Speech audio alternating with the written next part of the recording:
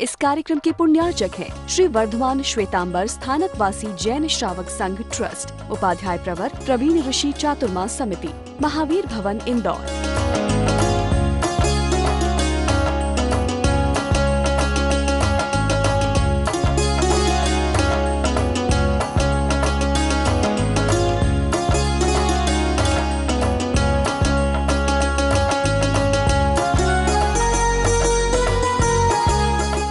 पूज्य गुरुदेव के चरणों में कोटि से वंदना। विराजमान स्नेह तीर्थेश्वर श्री महाराज साहब, विदुषी महासती वृंद, उपस्थित भव्य आत्माओं, चतुर्वेद संघ की सम्यक व्यवस्था संपन्न होने के बाद आपापा नगरी में जन प्रभावना, जन प्रबोधन,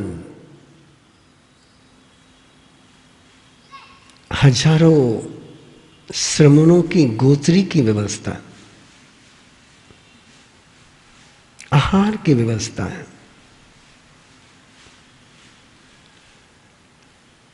और एक ऐसी व्यवस्था में स्वयं को ढालना था सबको, जिसका अनुभव नहीं था। पहली बार जिस समय किसी रास्ते पर चलते हैं, उस समय पता चलता है कि उस रास्ते पर चलते हुए क्या क्या हो सकता है। अभी तो हम लोगों के लिए गोचरी की व्यवस्था यूज थ्रू हो गई है, लेकिन एक पल के लिए दृश्य सामने ले आओ, कम से कम 5000 साधु,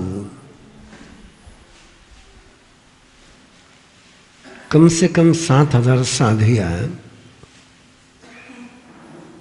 ये 12,000 साधु साध्वी, ये 12,000 साधु साध्वी किसी का उपास भी होगा तो 6,000 तो पकड़ ही लो। जिसमें आपापा नगरी में आहार के लिए चली होगे, क्या माहौल बना होगा। और आपापा नगरी को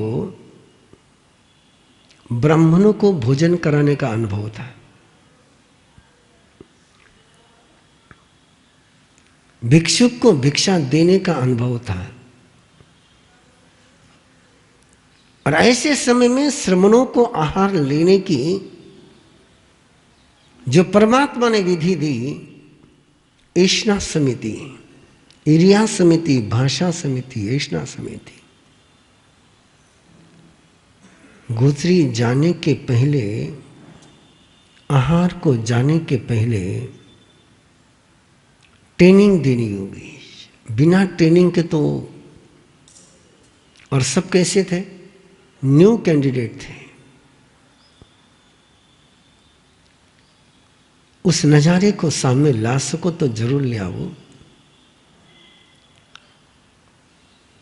उन 12,000 में कई ब्राह्मण है, कई सृष्टि पुत्र है, जिन्होंने हमेशा दिया ही दिया है, कभी लेने का सवाल ही नहीं है। कई राजकुमारियां हैं, कई रानियां हैं, कई राज परिवार से हैं, जिनके लिए भिक्षु बनना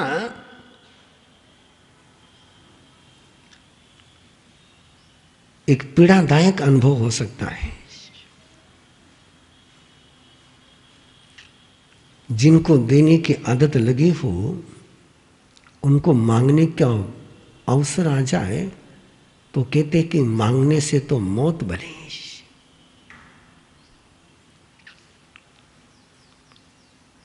और ऐसे उस पूरे साधु साध्वी संघ को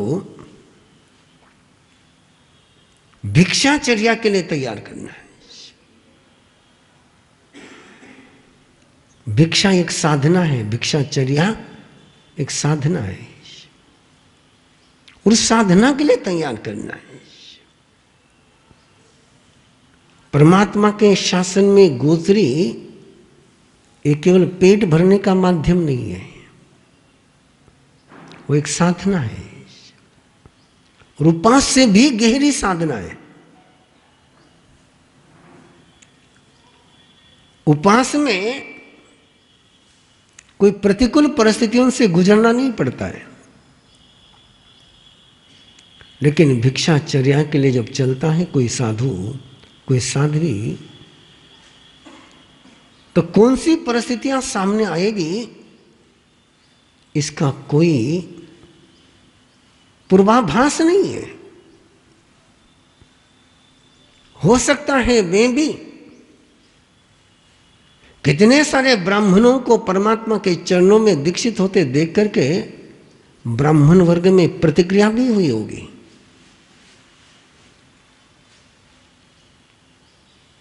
तीखी प्रतिक्रिया भी हुई होगी, उग्र प्रतिक्रिया हुई होगी।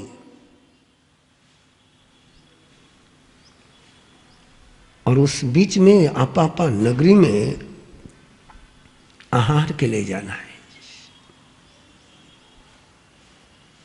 भगवान महावीर के भी बेली का पारना नहीं हुआ, याद ही नहीं है।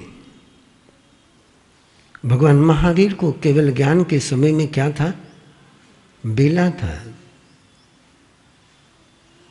आपापा नगरी में सीधे आए हैं और गोत्री का कोई संकेत नहीं है। तीर्थंकर जब तक केवल ज्ञान नहीं होता है, तीर्थ की स्थापना नहीं करते हैं, तब तक अपनी आहार के लिए स्वयं जाते हैं। जो आप साधना काल में सुन ही चुके हो। लेकिन तीर्थ स्थापना होने के बाद परमात्मा गोत्री के लिए नहीं पधारते हैं। गोत्री करते हैं लेकिन गोत्री के लिए पधारते नहीं। और परमात्मा की गोत्री लाने का, परमात्मा के आहार लाने का सौभाग्य किसी को मिला है, वो है सुधर्मा स्वामी।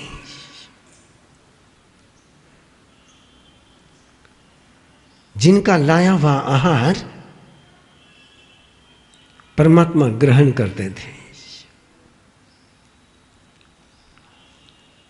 उस सौभाग्य की कल्पना कर सको तो जरूर करो। लोहित्याचार्य कहा गया सुधर्मा स्वामी को, जो आहार लेकर के आते थे परमात्मा के लिए, और डे 1 से ही ड्यूटी लगी थी।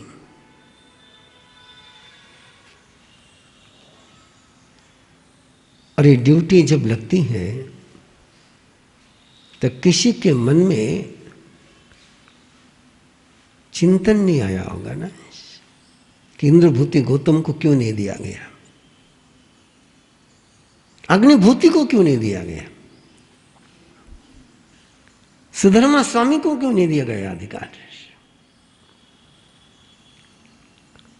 पूरे 30 साल के तीर्थ शासन संचालन के समय में केवल एक समय का आहार है, जो रोह नाम का अनगार लेकर के आता है रेवती के घर से, जिस समय गौशालक की तेजोलेशा के कारण से भगवान महावीर को खून की दस्तें लग रही थी। उस समय बिजोरा मार्जर पाक लाने के लिए रोहगुप्त अनगार को भेजा था। बाकी पूरे 30 साल में आहार लाने का सौभाग्य किसी को मिला है, सुधर्मा स्वामी को मिला है। सुधर्मा स्वामी ने उत्तराधिकारी बनना ये परमात्मा के निर्वाण कल्याण के बाद निर्णय नहीं हुआ, ये पहले से निर्णय है। आगे पता चलेगा आपको, अभी केवल सुन करके रखो। ये पहले से तय था कि परमात्मा के उत्तराधिकारी सुधर्मा स्वामी बनेंगे, और इसलिए सुधर्मा स्वामी परमात्मा के साथ छाया के समान रहते हैं। पूरे 30 साल में एक दिन भी ऐसा नहीं है कि सुधर्मा स्वामी कहीं भगवान महावीर को छोड़ करके कहीं गए होंगे। इंद्रभूति गौतम गए, अग्निभूति गए, लेकिन सुधर्मा स्वामी जैसे राम जी के हनुमान 24 आवर्स केवल एक ही लक्ष्य, प्रभु के संग जीना, प्रभु के रंग में रंगना, और प्रभु का किन के साथ क्या संवाद होता है उसको नोट करना है, कागज पेन नहीं है। इसलिए फोटोग्राफी मेमोरी सुधर्मा स्वामी की। जितना भी वर्णन मिलता है वो सारा किसका है? सुधर्मा स्वामी का है। कि इंद्रभूति गौतम आकर के परमात्मा से क्या पूछते हैं, अग्निभूति आकर क्या पूछते हैं, वायुभूति आकर क्या पूछते हैं, जयंती क्या पूछती है, गांगे अनगार क्या पूछता है, वो कैसे आते हैं, किस प्रकार से सवाल पूछते हैं और क्या समाधान उनको मिलता है, इन सब की रिपोर्ट। और जैसा सुना वैसा ही, जैसा देखा वैसा ही। इसलिए सुधर्मा स्वामी ये उत्तराधिकारी बने कि हर पल की खबर उनके पास है। आतिमुक्तक आया तो परमात्मा ने कौन सी कथा सुनाई ये सुधर्मा स्वामी को पता है। इंद्रभूति गौतम उसको लेकर के आए, परमात्मा के पास छोड़ा, गोत्री करने के लिए चले गए। लेकिन आतिमुक्तक में और परमात्मा में क्या बातचीत हुई वो सुधर्मा स्वामी को पता है। जैसे महात्मा गांधी के पास महादेव भाई देसाई, जैसे स्वामी विवेकानंद के पास गुडविन, इन लोगों का दायित्व था कि वो शाढ़ों के समान रहते थे।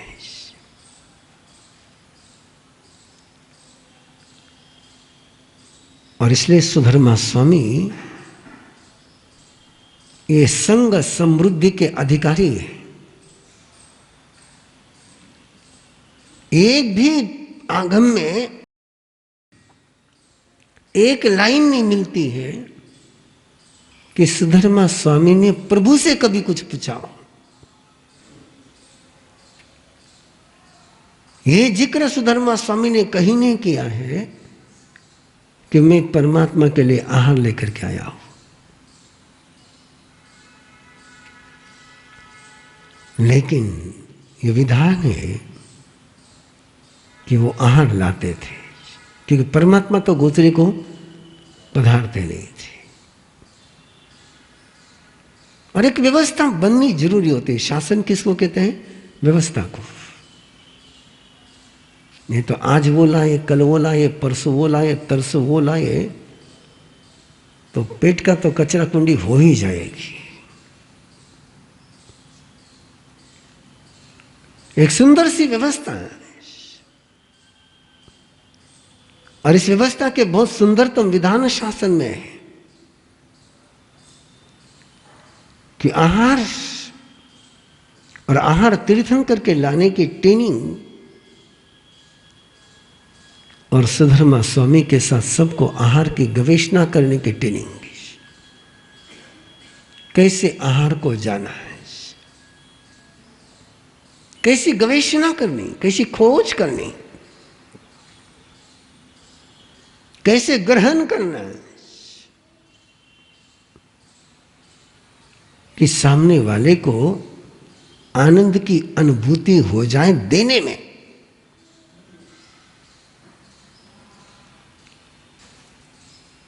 ये नहीं कहा गया कि जहां से संत गोत्री लेकर के आ जाए, वहां के लोगों को पचकान दे दे कि वापस रसोई मत बनाना। ये नहीं विधान। विधान ये है इतना ही लेना कि उनको बनाने की जरूरत नहीं पड़े। अब सारा ही उठा करके लेकर के आ जाओ और फिर उनको पचकान दो को तुम रसोई मत बनना, हमको दोष लगेगा। ये विधान नहीं है। मूलभूत विधान ये है कि लेते समय इतना विवेक रखना कि उनको वापस स्वयं के लिए बनाने की जरूरत नहीं पड़े। लेकिन आंधों के हाथ में जब दिया चला जाता है तो दिया कब बुझ गया आंधे को पता ही नहीं चलता है। बात समझ में आई नहीं आई? आंधे के हाथ में किसने दिया दिया तो उसको कब पता चलेगा दिया कब बुझा है? आंख वाले के हाथ में दिया होगा तो उसको पता चलेगा कि दिया बुझ गया है। अब इतनी सी बात पकड़ ली कि अपने गोथी लेने के बाद पीछे उन्होंने रसोई नहीं करनी चाहिए, इतनी बात पकड़ ली। पहली बात क्या है कि लो ही इतना कि सामने वाले को बनाने की ही जरूरत नहीं पड़े। और शायद मुझे लगता है कि बहुत सारे लोगों का ये अनुभव होगा, है ना, कि पहले संत गोथी ले लेते हैं और बाद में फिर पचकान देते कि तुम रसोई मत करना है। अब रसोई नहीं करना तो घर वालों को क्या होटल में भेजे, पचकान दे, क्या करें? सबसे महत्वपूर्ण साधना कोई है तो है भिक्षाचर्या की, गोत्री की। श्री वर्धमान श्वेतांबर स्थानकवासी जैन श्रावक संघ ट्रस्ट, उपाध्याय प्रवर प्रवीण ऋषि चातुर्मास समिति, महावीर भवन, इंदौर।